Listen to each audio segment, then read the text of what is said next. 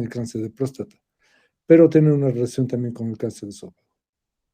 La ingesta de alimentos con alto contenido de nitrosaminas, la calasia, divertículos esofágicos, el síndrome de Plummer-Vinson, el papilomavirus y el nivel socioeconómico bajo.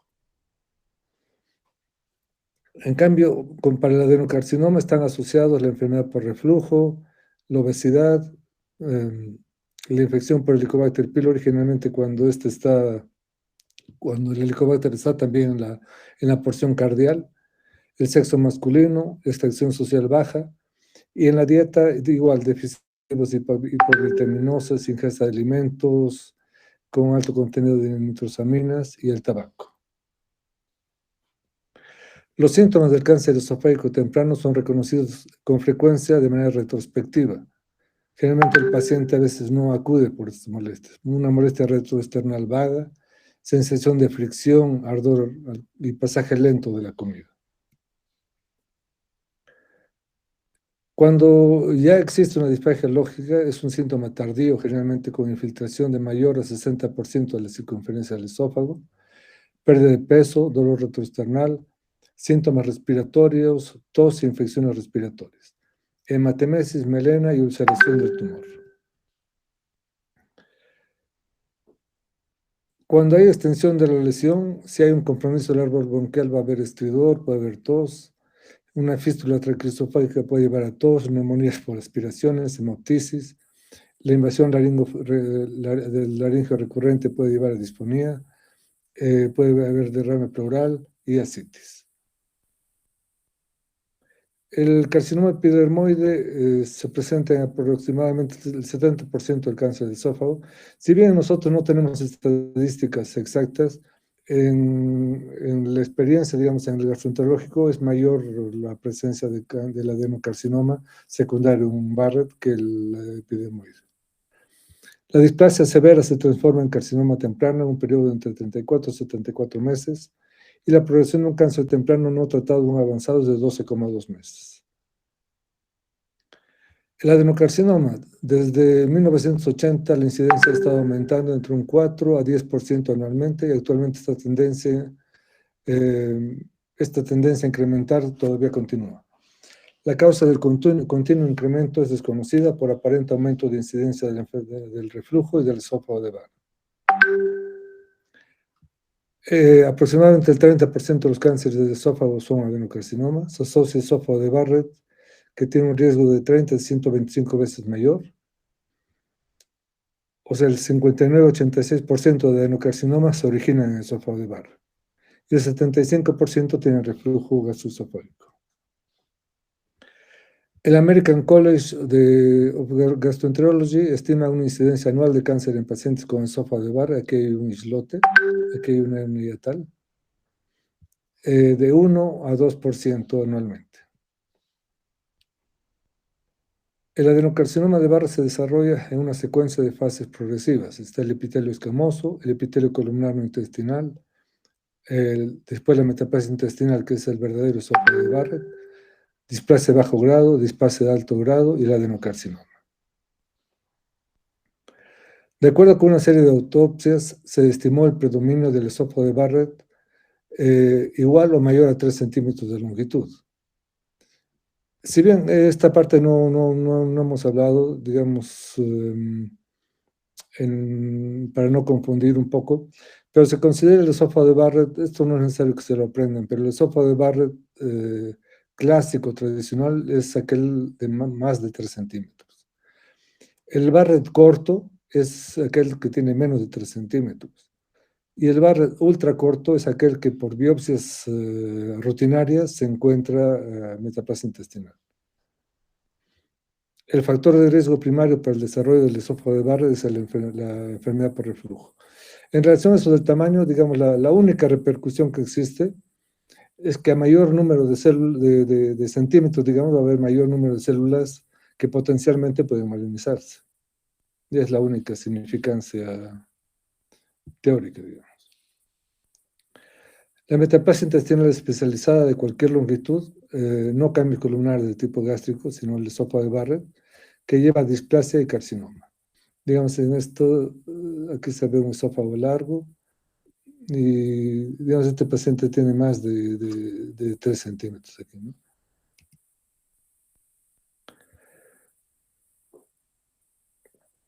O sea, el 7% de la población general tiene diariamente síntomas de enfermedad por reflujo. 10% de los pacientes con enfermedad por reflujo crónico van a llegar a un esófago de Barrett. Y esto, el riesgo de cáncer esofágico en Barrett es 30 a 60 veces mayor que la población general y hasta 2% en pacientes con Barrett. Es por eso que en el Barrett se debe realizar el seguimiento endoscópico y biopsias para determinar si existe displasia y su grado en pacientes con esófago de Barrett. La supervivencia a 5 años de un adenocarcinoma esofágico detectado en programas de vigilancia endoscópica es mayor que cuando se lo diagnostica en la fase sintomático, 62% contra el 20%. Entre patologías más raras, cánceres más raros, están los sarcomas y carcinosarcomas, y está como otros, digamos, o sea, menos frecuentes, carcinoma de células pequeñas, linfomas, melanomas y metástasis de otros órganos. Generalmente el tercio superior solamente está ocupado, o sea, es lesionado en un 15%. En el tercio medio están los del 45% de las lesiones neoplásicas y en el tercio inferior el 40%.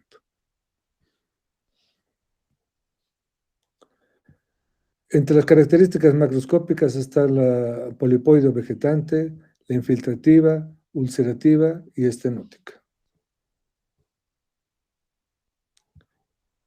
Podemos encontrar un tumor no obstructivo con elasticidad y distensibilidad conservada en lesiones locales. En tumores obstructivos estenosantes ya son patologías avanzadas y se va a efectuar biopsias para histología o si no se puede, cepillado para citología. La endosonografía o la ecroendoscopía determina la profundidad del tumor, las metástasis linfáticas. Esta es una imagen endoscópica de una lesión, un carcinoma escamocelular. La radiología también es un buen método para evidenciar una lesión orgánica tumoral en casos avanzados. Es útil para valorar la extensión, identificar fístulas, estenosis, perforaciones y abscesos. Nos va a permitir ver irregularidad y rigidez del contorno del esófago si la lesión no es circunferencial. Cuando existe ulceración, es posible observar el nicho como una depresión en la zona irregular o como una mancha suspendida si la proyección es frontal. Cuando los tumores son circunferenciales, hay estrechez e irregularidad de la luz del esófago. Si bien podemos ver irregularidades del lumen, no nos permite tomar biopsias este método, ¿no? Entonces, el diagnóstico va a sugerir una infiltración neoplástica, va a sugerir neoplasia, pero necesitamos la histopatología para definir el tipo de la lesión. La ecografía permite detectar metástasis hepáticas y ascitis que traducen afectación tumoral del peritoneo como signos de diseminación. Y la broncoscopía va a permitir la compresión o invasión traqueobronquial, como en este caso se ve una lesión tumoral, que es un dato importante para aplicar radioterapia o terapéutica fotodinámica. La tomografía y la resonancia magnética son las técnicas de elección para la estratificación de los tumores esofágicos. Una vez que ya tenemos el diagnóstico, nos va a servir para ver el estadio de los tumores, con una precisión del 51% tanto para la extensión del tumor como para la presencia de adenopatías. Digamos, en la radiología simple podemos ver una lesión, pero no podemos ver si este paciente es operable o es inoperable. Digamos, aquí se encuentra metástasis y este paciente ya es inoperable. La ecoendoscopía, o si no la ultrasonografía endoscópica, permite la visualización de la pared esofágica como una estructura de 5 capas concéntricas, Varios estudios han puesto de manifiesto que los datos obtenidos por la UCE han condicionado planteamientos menos agresivos, más económicos y con menor riesgo en el 30% de los pacientes. Va a permitir una información de las estructuras periesofágicas, en especial las adenopatías, para estadificar los tumores malignos del esófago. Es para la clasificación TNM de manera prequirúrgica. La precisión diagnóstica para la estadificación T y N es del 85% y del 73%, respectivamente, muy superior a la obtenida por tomografía. Aquí, este es no sé si han tenido oportunidad de ver, es la econdoscopía. Es un transductor que está en la punta del endoscopio y permite ver todas las capas normales, digamos, ¿no? Aquí vemos un carcinoma esofágico que afecta la mucosa y llega hasta la submucosa. En cambio aquí está destruida, digamos, la pared del estómago, la pared gástrica del fondo hasta la sedosa. Permite ver si hay una invasión pleural del carcinoma del esófago distal en un estadio T4.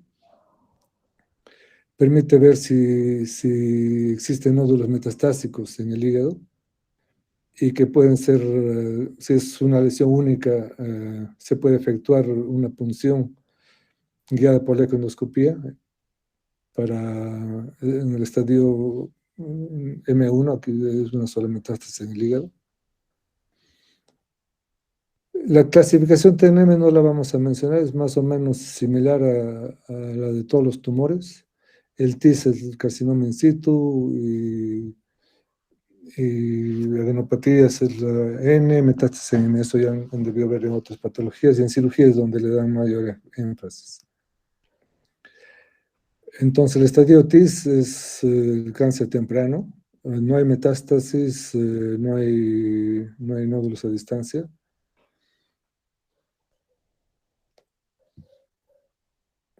En el estadio 3 es el tumor, llega hasta por detrás de la muscular y hay nódulos, no hay metástasis. En el estadio 4 hay metástasis.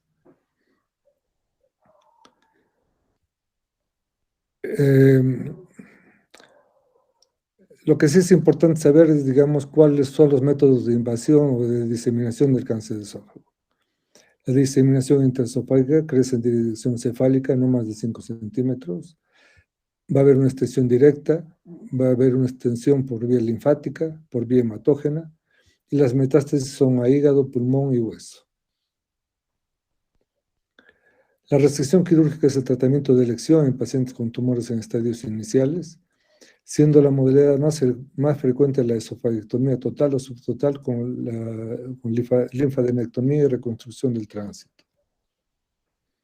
La cirugía, la morbilidad operatoria oscila entre 30 y 50% y las complicaciones más frecuentes son pulmonares, la atelectasia, neumonías, las cardíacas, arritmias, infarto de miocardio, insuficiencia cardíaca, infecciones y fugas del asa anastomótica. Las técnicas más empleadas son la esofagectomía transtorácica y la esofagectomía transrectal. La radioterapia como alternativa al tratamiento quirúrgico ha sido evaluada en pacientes con carcinomas con contraindicaciones para la cirugía.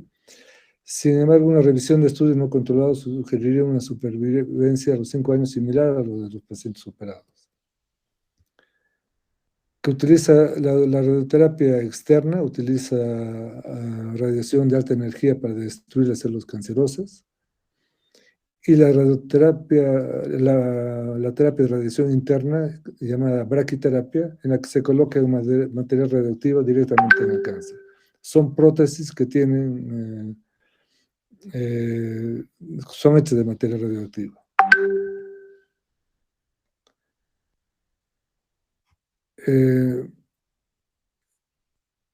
Los cánceres de células escamosas son radiosensibles. El adenocarcinoma es muy poco sensible. La sobrevida es de 6 a 17% a 5 años como terapia única y como terapia preoperatoria mejora la tasa de intervención quirúrgica sin afectar la sobrevida. En un 70% mejora la disfagia. La quimioterapia son muchas las drogas que se pueden usar. La combinación del 5-FU con el cisplatino incrementa la tasa de respuesta, pero la respuesta es muy, muy pobre. En lesiones tempranas, la broncosectomía endoscópica es una técnica por la cual se extraen bloques de mucosa y submucosa por medio de la endoscopía. Tanto un cáncer esofágico en etapas tempranas como de tumores benignos puede ser diagnóstica y terapéutica. Más o menos esto conversamos otra vez, se efectúa una infiltración, se eleva la lesión y se hace la disección submucosa efectuando la mucosectomía. Digamos, esto ya les mostré estas diapositivas en las que se efectúa una disección submucosa. Esto es del National Cancer Center de Tokio. Y que es toda la lesión que se ha resecado, pero que en este paciente la lesión invadía ya su mucosa, por lo tanto no era satisfactorio este procedimiento. Y el paciente fue trasladado a cirugía. Generalmente los pacientes con cáncer de esófago llegan muy tarde. Digamos, en Latinoamérica no existen protocolos rutinarios para toda la población para detección de cáncer temprano, tanto gástrico como esofágico, que es cuando se encuentran estas lesiones en etapa temprana. Y generalmente las lesiones ya se encuentran en etapas tardías y las técnicas paliativas están principalmente destinadas a aliviar la disfagia. Se utiliza la radioterapia, prótesis endoscópicas, dilataciones mecánicas o con láser y gastrostomía. Digamos, aquí es una técnica esta es una prótesis plástica que ya casi no se usan. Las que más se usan son estas, son prótesis que es de autoexpansibles, que son de un material se llama nitinol, que es un metal que tiene memoria. Entonces uno larga la prótesis y se expanden, por eso se llama autoexpansible, y después de máximo a las 24, 48 horas terminan de expandirse, hasta unos 2 centímetros más o menos. En esta parte proximal, digamos, aquí está la prótesis, tiene más o menos 2,5 centímetros y en el lumen 2 centímetros. Aquí se ve una prótesis el momento del largaje. Aquí todavía esto se va a expandir. Y este es el interior de la prótesis.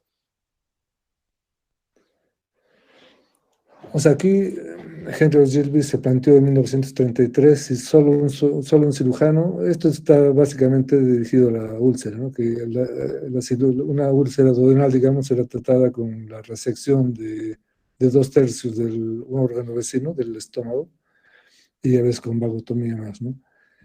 Entonces, más que ser competencia, todas las técnicas médicas y quirúrgicas tienen que ser complementarias. Cada técnica tiene que complementarse con otra.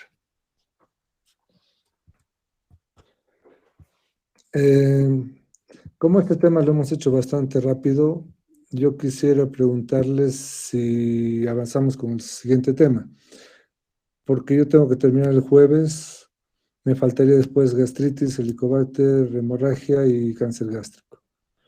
Entonces, si me permiten, avanzamos con el segundo tema. Los escucho, no los estoy viendo, los escucho.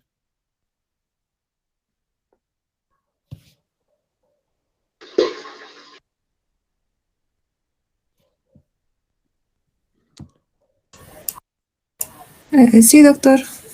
Ya. O sea, creo que tampoco es tan largo como el otro. Y vamos a hablar de la úlcera péptica, ¿ya?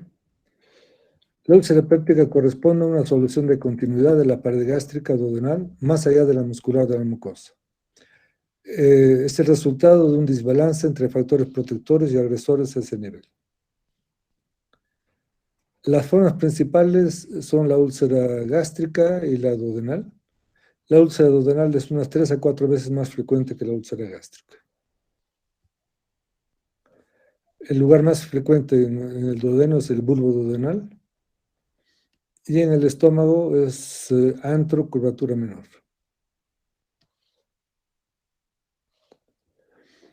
A principios del siglo pasado se consideraba que la dieta y el estrés eran los principales factores patogénicos de esta entidad. Y en la década de los 60 se descubrió la influencia del ácido y se desarrollaron fármacos que lograban su cicatrización, pero no evitaban las recidivas. En la década de los 80 se demostró la asociación entre la úlcera, la infección por Helicobacter pylori e ingesta de antiinflamatorios no esteroideos. La prevalencia a lo largo de la vida de la úlcera péptica es del 5,10% en la población general y del 10 a 20% en las personas infectadas con Helicobacter pylori. La úlcera duodenal es más frecuente en varones, con un pico de incidencia 2 décadas antes que la úlcera gástrica. O sea, existen factores agresivos y factores defensivos. Tiene una etiología multifactorial en la que el Helicobacter pylori juega un papel más importante para la úlcera duodenal, pero también es importante en la úlcera gástrica. Los antiinflamatorios son más importantes en la úlcera gástrica que en la úlcera duodenal. En los factores defensivos, existe una barrera mucosa que evita la retrodifusión de hidrogeniones.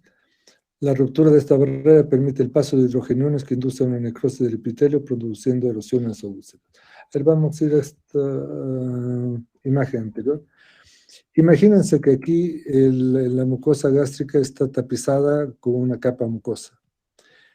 El interior, digamos, la mucosa misma, no puede aceptar valores ácidos de 2, de 3.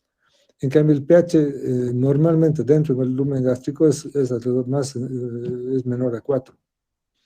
Y es este moco el que impide el daño es la barrera, digamos, hacia el paso de los hidrogeniones.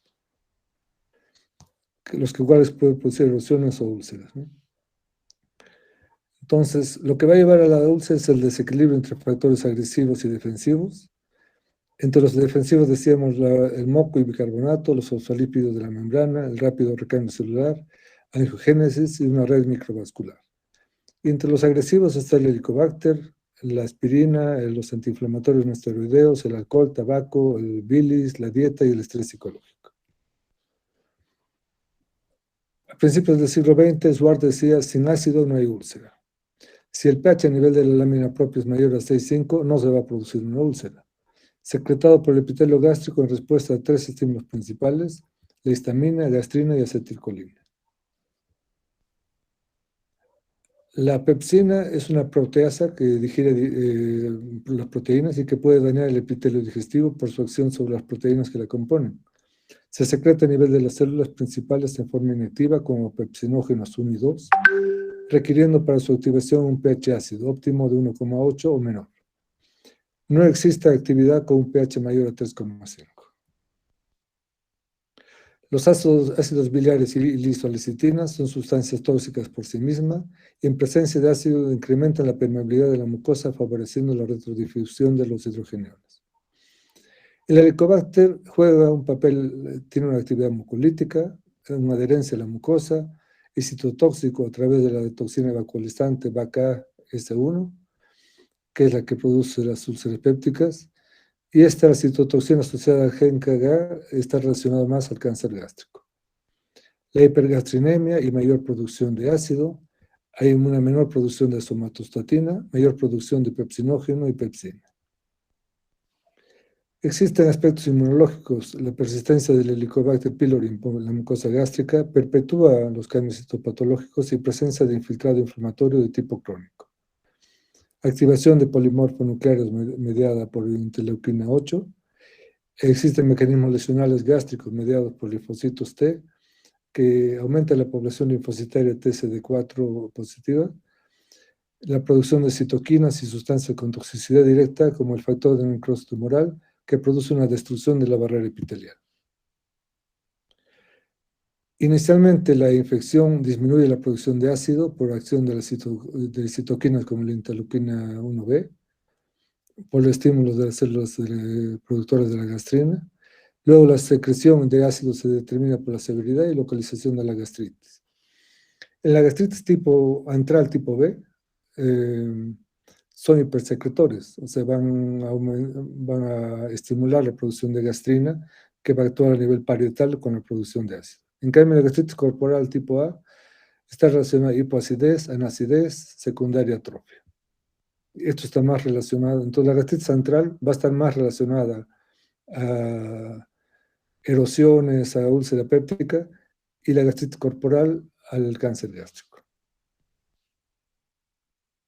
Es así, digamos, que una sola bacteria a través de dos mecanismos diferentes puede llevarnos a pacientes hipersecretores que van a producir úlceras o hiposecretores que no que van, sino que podrían llevar a un cáncer gástrico. Es así que hay diversas formas de respuesta. La interacción entre la bacteria, que es el genotipo, y la respuesta inmunológica y factores ambientales determinan dos tipos de gastritis, que es lo que acabamos de decir.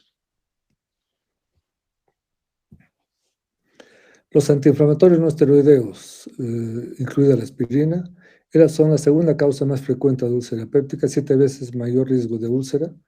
El mecanismo de acción es la inhibición de secreción de prostaglandinas, disminuyendo la protección de la mucosa gastroduodenal, proliferación celular y microcirculación. Y los factores defensivos estos son factores agresivos en realidad. El ácido clorhídrico, que tiene papel bactericida, el pH bajo existente a nivel de la cavidad gástrica impide el crecimiento y desarrollo de la mayoría de los microorganismos bacterianos. El moco sí es defensivo, o sea, tal vez aquí se refiere al papel bactericida del ácido clorhídrico. El moco, que a través del gel, agua, electrolitos y glicoproteínas que recubre la superficie de las células epiteliales de la mucosa, tiene una función lubrificante, protege la mucosa de la acción del ácido y la pepsina, atrapa en su interior a los microorganismos ingeridos y dificulta la retrodifusión de hidrogeniones, dando lugar a un gradiente y facilita la difusión de bicarbonato hacia la luz gástrica. La capa fosfolipídica del moco es una zona más superficial del moco que confiere impermeabilidad, comportándose como una sustancia surfactante que puede ser destruida por detergentes y los antiinflamatorios. Está constituida por fosfolípidos y su lesión se asocia a lesiones gastroduodenales agudas. El epitelio superficial tiene un rápido ciclo de renovación celular, 2 a 4 días, con un mecanismo de restitución para reemplazo de células lesionadas por migración celular de tejido sano hasta cubrir la superficie erosionada. La microcirculación aporta oxígeno y nutrientes necesarios, permite eliminación del exceso de hidrogeniones, liberación de bicarbonato que inhibe la acción de los hidrogeniones y su intercambio por el ácido clorhídrico. La hiperemia secundaria va a traducirse en alteraciones producidas a nivel de la microcirculación vascular. En la lámina propia está constituida por múltiples células, los leucocitos, polimorfonucleares y macrófagos, que liberan proteasas y radicales libres que tienen efectos bactericidas, las células plasmáticas capaces de activar mediadores biológicos de inflamación, inmunoglobulinas, etc., y los linfocitos intraepiteliales, responsables de producir antígenos, inmunoglobulina A, secretora, mastocitos e histamina, que aumentan la permeabilidad vascular. Las prostaglandinas promueven la renovación celular, aumentan la secreción de moco y bicarbonato, disminuyen la secreción de ácido y aumentan el flujo sanguíneo por una vasodilatación. El factor de crecimiento epidérmico inhibe la secreción ácida, acelera la renovación celular, mejora la producción de moco y el bicarbonato. Y otros factores como la alteración del vaciamiento gástrico, el reflujo duodeno-gástrico, la bilis. Entre los síntomas de la úlcera péptica, el dolor abdominal es el más frecuente, el 80%. Generalmente es un dolor urente o con sensación de hambre, de intensidad variable. Se localiza en el epigastrio, no es común la irradiación. puede despertar en la noche, aparece en relación con ayuno o antes de las comidas. Y generalmente se alivia con los alimentos. Puede haber exacerbación del dolor con el estómago vacío, mejora al ingerir alimentos, puede haber náuseas, pérdida de peso, dolor en espalda, síntomas dispépticos como eructos, distensión abdominal, intolerancia a grasas, pirosis. Pero puede estar asintomático, puede estar el síndrome ulceroso, que es lo que manifestábamos, puede haber epigastralgia con o sin síntomas dispépticos y puede manifestarse o puede debutar como una complicación. En úlcera no complicada, el examen físico generalmente es normal. La sensibilidad a la palpación, puede haber una ligera sensibilidad a la palpación del epigastrio, puede haber palidez en caso de hemorragia digestiva, bazuqueo en obstrucción pilórica. La radiología siempre da 40% de falsos negativos y mejora con el doble contraste. Existen signos directos como el nicho o cráter ulceroso, imagen que sale fuera de la curvatura menor, signos indirectos que son pliegues confluentes al nicho, como una rueda de carro, deformidades del órgano donde sienta, en el estómago espasmo, dedo en guante, retracción estómago en caracol, en el duodeno puede haber un pseudodivertículo en trébol y la línea de Hampton. Digamos, aquí tenemos una imagen suspendida, corresponde a un nicho ulceroso que se ha vaciado el contraste, pero ha quedado contraste en el nicho. Aquí podemos tener contraste por fuera del margen, es la ulceración. La línea de Hampton se presenta por el edema, que es contraste por fuera del nicho. Y aquí hay deformación del antro.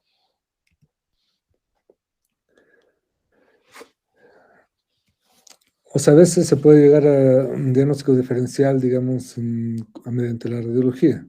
Benignas en el antro gástrico, aunque esto no es 100% exacto, ¿no? O sea, podemos tener malignidad en el antro gástrico también. Y el 75% en la curvatura menor. Pero si vemos una úlcera en antro y curvatura menor, generalmente son benignas. Las úlceras malignas pueden ser antrales en cualquier lugar. Los pliegues convergen hasta el borde del nicho y son normales o edematosos en las benignas y se detienen antes y se amputan o adoptan forma de mazo o palillo tambor en las malignas. Las benignas se proyectan más allá de la pared gástrica, mientras que las malignas no. Las benignas tienen forma redonda o lineal, las malignas son irregulares. Las benignas tienen un claro ribete ulceroso y las malignas lo pueden tener, pero es irregular. La úlcera maligna suele ser de dimensiones considerables, mayor a 2,5 centímetros. Las benignas pueden ser múltiples en el 10 a 30% de los casos y asociarse a úlcera duodenal en 50%. Esto ocurre excepcionalmente en las malignas. En las malignas existe el llamado signo de menisco de Karman, que tiene una convexidad dirigida hacia la luz. Aquí hay una convergencia de pliegues y esta es una imagen endoscópica, un nicho cubierto por fibrina. La endoscopía es el método de elección, es el método diagnóstico más sensible y específico. En la úlcera gástrica define malignidad y permite tomar biopsias. Si encontramos una úlcera duodenal, las biopsias no son necesarias de la úlcera. Se pueden tomar a veces biopsias del antro para ver si hay helicobacter, pero no biopsias de la úlcera. En cambio, si encontramos una úlcera gástrica, es obligatorio para el endoscopista tomar biopsias del borde, de los bordes, porque puede ser maligna. Aunque tenga un aspecto benigno, tenemos la obligación de descartar la malignidad. Esta clasificación, la clasificación de Sakita, generalmente está hecha para úlceras benignas, pero puede presentarse también en las úlceras malignas, porque una úlcera maligna puede cicatrizar temporalmente también. Entonces, A1 vienen de actividad, A1 es bordes edematosos, estigmas desangrados, A2 no hay edema, el fondo es blanquecino, H viene de healing, de curación, H1 es alargada, esbozo de pliegue, H2 lineal, pliegues que llegan al borde, y S es de cicatriz, scar, S1 cicatriz rojiza y S2 cicatriz blanca. Entonces aquí tenemos úlceras activas, todas estas son úlceras activas, con fibrina en su interior.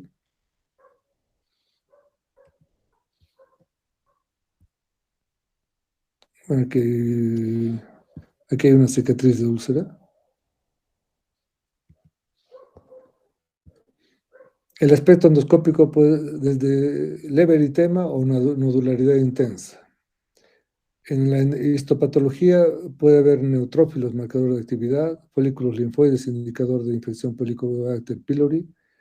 La tinción de GEMSA permite identificación del Helicobacter y se puede efectuar un cultivo microbiológico. Se puede hacer un test de ureasa, test de aliento con urea marcada, utilizar métodos serológicos y detección del antígeno en heces. Eso es para el diagnóstico del Helicobacter.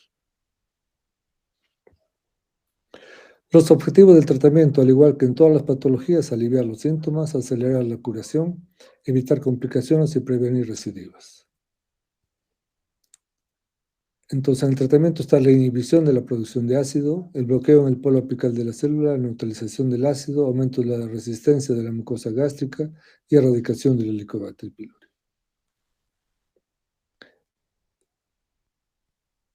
Se usaban inicialmente, digamos, desde anticolinérgicos como la pirenzepina, antagonistas de los receptores H2, el primero que se usó la cimetidina, la ranitidina, famotidina, nizatidina. Actualmente sigue en el mercado, digamos, la ranitidina es la que más ha perdurado en el mercado. Digamos, la cimetidina tenía problemas de ginecomastia y a veces trastornos en la erección en el varón. Los IVP son los que más se utilizan, desde el omeprazol, pantoprazol, lansoprazol, rabeprazol, el esomeprazol y el dexlansoprazol. Y la utilización del contenido ácido a través de antiácidos como el hidróxido de magnesio, el hidróxido de aluminio o el magaldrato, que es el que más se usa actualmente. Aumento de resistencia de la mucosa, especialmente muy útiles para las úlceras gástricas son las prostaglandinas, es del misoprostol, pero por el uso que se usa como antiabortivo, no está al comercio, digamos, con un precio adecuado para el uso prolongado en pacientes con úlcera gástrica. Uso de sucralfato, el subcitrato de bismuto. La erradicación del Helicobacter pylori generalmente se hace a través de una combinación de IVPs, antibióticos en los que están varios, la amoxicilina, tetracyclina, claritromicina, metronidazol, las quinolonas. Generalmente el más usado, digamos, es la erradicación triple con IVP, amoxicilina y claritromicina. La claritromicina, por su gran resistencia, no hay que usarla más de una vez. Si hay resistencia o hay reinfección, no hay que volver a usar la claritromicina. En medidas generales, ninguna dieta modifica la evolución. El tabaco reduce la tasa de cicatrización, todos los AINES son nocivos. Y los fármacos va a ser con el que uno se sienta más acómodo en realidad. En este momento la mayor parte de gastroenterólogos usamos IVPs, los antiácidos casi no los usamos, y posteriormente la erradicación del Helicobacter pylori. La duración del tratamiento es intermitente, dosis plena durante 4 o 6 semanas y repetir ante cada brote de la enfermedad. Un mantenimiento continuo, administrar el fármaco en dosis menor. Erradicación del Helicobacter pylori disminuye la recidiva. Y el control evolutivo, el control clínico y la endoscopía. Las complicaciones son la hemorragia digestiva alta, la perforación, penetración, estenosis y la úlcera refractaria al tratamiento. La hemorragia se traduce por hematemesis, melena o anemia. Esto lo vamos a hablar al hablar de hemorragia digestiva. Aquí vemos un sangrado arterial a chorro, es un Forest tipo 1A. Y aquí hay una úlcera con puntos negros, 12. La estenosis secundaria al proceso de cicatrización y retracción, pílori duodeno, 5%, es más frecuente en varones añosos. Clínicamente se va a caracterizar por plenitud epigástrica, náuseas, vómitos de retención y desnutrición. ¿A qué se llama vómitos de retención? Digamos, si un paciente les dice que, digamos, ayer ha comido sandía y hoy día ha vomitado sandía, o las papitas de sandía, son vómitos de retención. La endoscopía va a permitir excluir lesiones malignas. No nos olviden que toda úlcera gástrica tiene que ser biopsiada. Y el tratamiento médico es endoscópico y la cirugía electiva. La penetración es difícil de documentar, se reconoce en la cirugía. 20% penetran a hígado, páncreas, epiplón y a la pared abdominal. El diagnóstico clínico: irradiación a la espalda, pérdida del ritmo y disminución del alivio con la ingesta, dolor nocturno frecuente. La perforación suele corresponder en 60% a úlceras duodenales, 20% úlceras centrales y otro 20% úlceras gástricas. En un tercio están relacionadas con AINES, especialmente en personas de edad avanzada, el tratamiento quirúrgico. ¿Cómo va a llegar un paciente con una perforación? Va a llegar con cuadro de dolor abdominal intenso, con un abdomen en tabla. Si ustedes están pensando en una perforación de víscera hueca, no es suficiente pedir una placa de abdomen, hay que pedir una radiografía de abdomen, que es donde se va a ver mejor los diafragmas y el aire subdiafragmático. El síndrome de Zollinger-Ellison es una enfermedad ulcerosa del tubo digestivo superior. Hay un incremento importante de la secreción ácida y es secundario a un tumor de las células no beta de los islotes pancreáticos, un gastrinoma. Son esporádicos o relacionados con neoplasia endocrina múltiple, MEN1. El cuadro clínico es responsable del 0,1 a 1% de las úlceras pépticas, manifestaciones entre 30 y 60 años, síntomas ulcerosos más graves, 75% de los pacientes tienen úlceras múltiples y en localizaciones no habituales. 40% presentan diarrea por flujo masivo de ácido duodeno y niveles séricos de gastrina aumentados. La prueba de inyección de la secretina es positiva. Generalmente los gastrinomas se ubican en la cabeza del páncreas y en esta parte del duodeno. A veces no se logra encontrar con métodos tomográficos o radiológicos.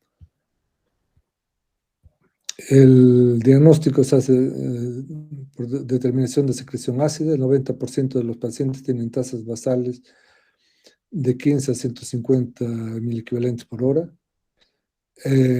Los estudios radiológicos se va a ver pliegues gástricos y de intestino delgado prominentes y gran cantidad de líquido en el lumen intestinal.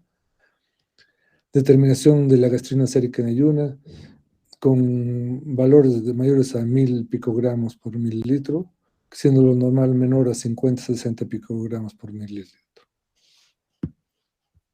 El tratamiento, si bien es la resección del tumor, los gastrinomas son difíciles de localizar.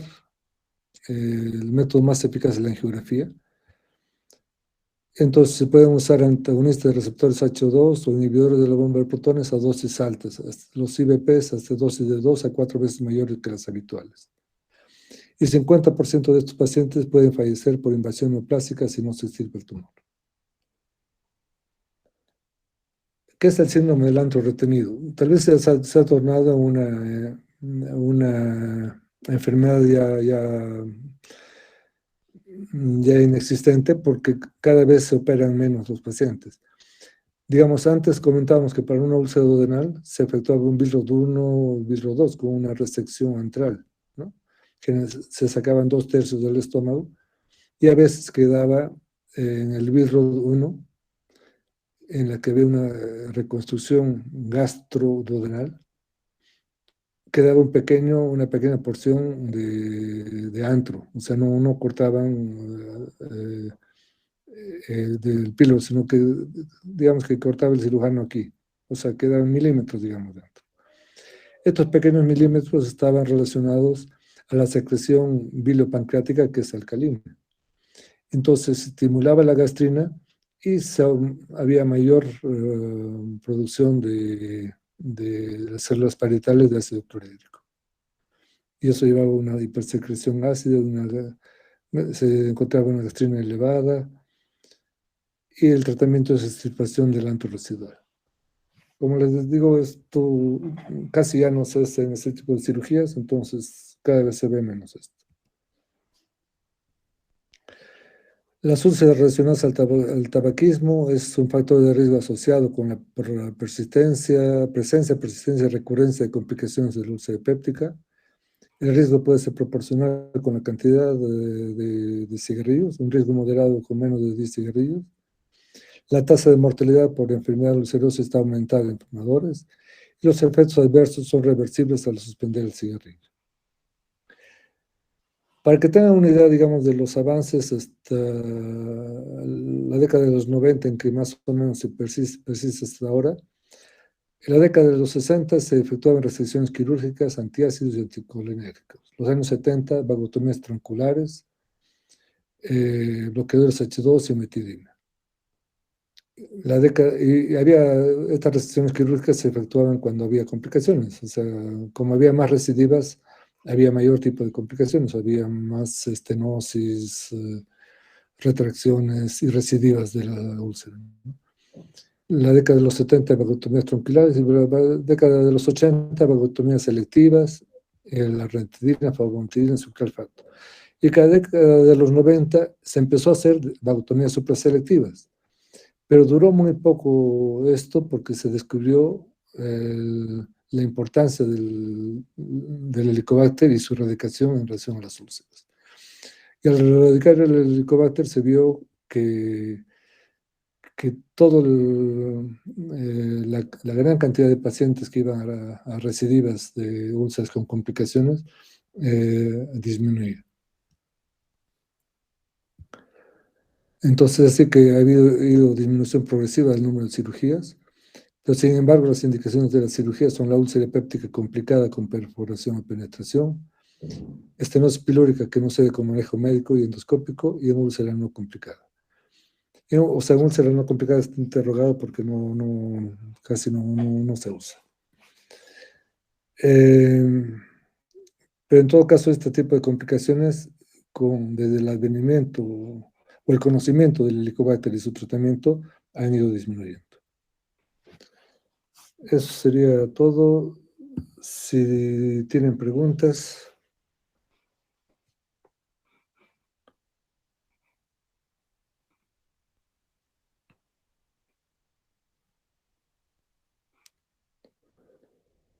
Si tienen preguntas.